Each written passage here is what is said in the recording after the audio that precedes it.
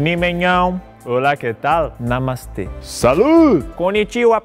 Olá, galera da Escola Sabatina. O vídeo de hoje nem começou, eu já rasguei a língua aqui falando de vários idiomas. Pois é, muitos lugares diferentes pelos quais eu já viajei. Só que não. Sim. Mas se você já foi para algum país que não fala português ou até se tentou assistir um filme sem legenda, você sabe bem como é tentar entender o que as pessoas estão falando.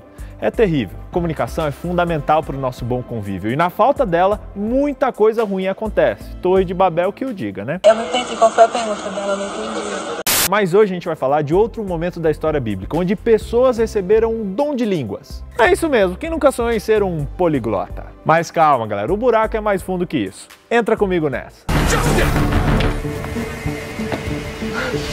Semana passada a gente falou sobre a ascensão de Cristo e que os discípulos aceitaram essa missão que lhes foi dada. Mas agora eles precisavam ser capacitados para essa missão. E foi assim que aconteceu o chamado Pentecostes. Esse nome Pentecostes era usado para comemorar o sucesso das plantações, quando o povo de Israel trazia ao Senhor os primeiros frutos da colheita. Ou seja, o derramamento do Espírito Santo ficou conhecido como a primeira colheita espiritual da igreja cristã. Foi um dia de festa e nesse dia a Bíblia diz que mais de 3.000 pessoas foram batizadas.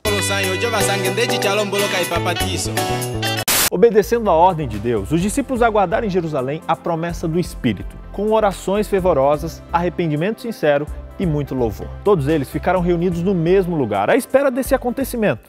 Eu também.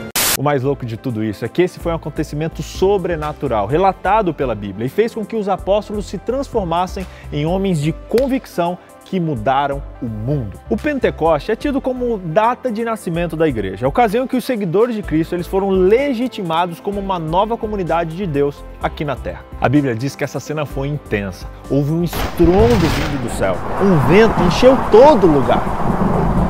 E houveram até mesmo chamas de fogo que pousaram sobre os que estavam ali. Uau!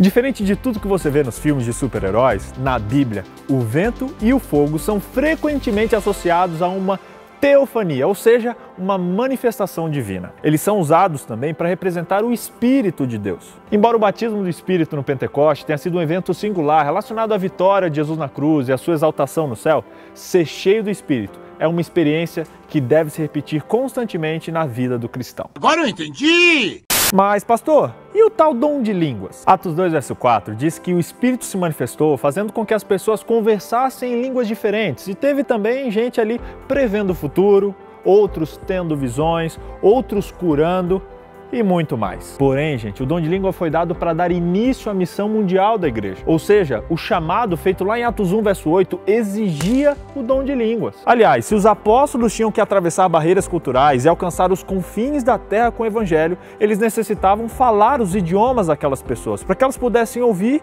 e entender o que eles tinham para dizer. E outro ponto é que muitos judeus que estavam naquela festa em Jerusalém não falavam aramaico, que era a língua dos judeus naquela época. Hoje, muita gente tem essa ideia deturpada de que o dom de línguas é quando uma pessoa começa a falar em línguas estranhas ou até inexistentes. Mas a Bíblia é clara quando explica que eles falavam línguas existentes de outros povos, quando ela diz que eles falavam em dialetos, que significam o idioma de uma nação ou alguma região.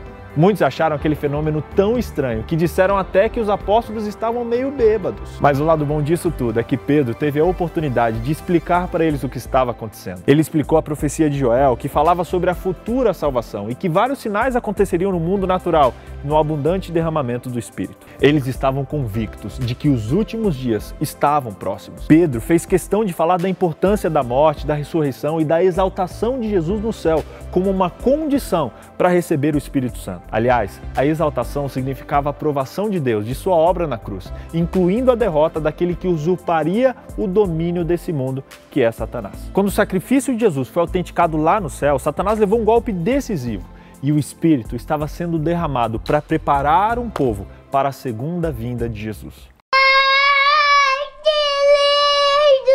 As pessoas no Pentecoste receberam não apenas o perdão dos pecados, mas também a plenitude no Espírito Santo, para um crescimento pessoal e para o serviço na igreja, especialmente na missão. Esse foi um baita acontecimento, hein? Nossa! Resumindo então, de tópicos. Primeiro, o Pentecoste era um nome dado às festas que comemoravam os primeiros frutos da colheita e foi usado para representar o derramamento do Espírito Santo na terra, como ficou conhecido ali como a primeira colheita espiritual. Segundo, o Pentecoste foi uma ocorrência sobrenatural que beneficiou os apóstolos com o dom de línguas, com visões, com pregações, com previsões e com cura e principalmente com a qualificação para o serviço da missão. Terceiro, o dom de línguas era o mais importante de todos, pois capacitava os apóstolos a alcançarem os confins da terra com a pregação do Evangelho eterno. Quarto, para que o derramamento do Espírito ocorresse, Jesus teve que ser exaltado, pois ela significava a aprovação de Deus da sua obra na cruz. O objetivo dessa lição é que você perceba que o poder do Espírito Santo está à nossa disposição. Sim, assim como ele foi derramado sobre os apóstolos, ele hoje pode ser derramado sobre mim e sobre você, para que a gente pregue para as pessoas até os confins da terra. Ore hoje pedindo a presença do Espírito Santo na sua vida, receba o Espírito Santo e aceite ser usado pelo Espírito para levar o nome de Jesus até os confins da terra.